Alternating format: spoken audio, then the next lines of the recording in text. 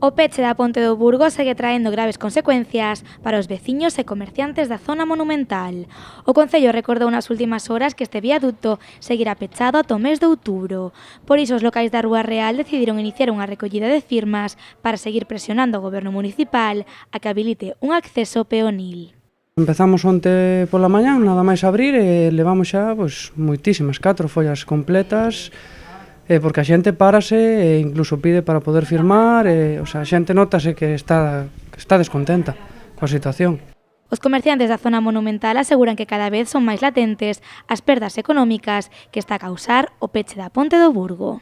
E notase moitísimo, a haber moita menos afluencia de xente, nós tamén temos unha gran parte da clientela que é xente maior, e claro, esa xente ter que dar toda esa volta costalle aínda máis traballo que o resto, entonces xa non veñen por aquí. Hai menos xente, sí, principalmente unas quinielas a tal, a xente deixou de vir botar as quinielas por o corte do Ponte do Burgo.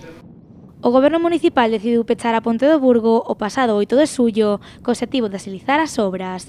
Unhas obras que, tal e como asegurou o Concello esta mañá, estarán rematadas no mes de outubro.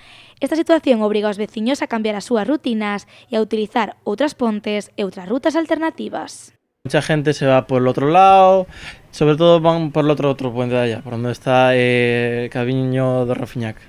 E pasan por ali e a xente por aquí xa non ven. Aquí van a vir por aquí. Se van para ali para arriba a traballar ou que sexa, xa non baixan por aquí, van por alá.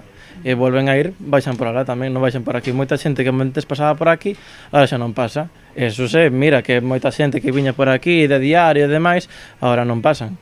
Os comerciantes desta zona aseguran que seguirán presionando o goberno local ata conseguir a apertura provisional da Ponte do Burgo.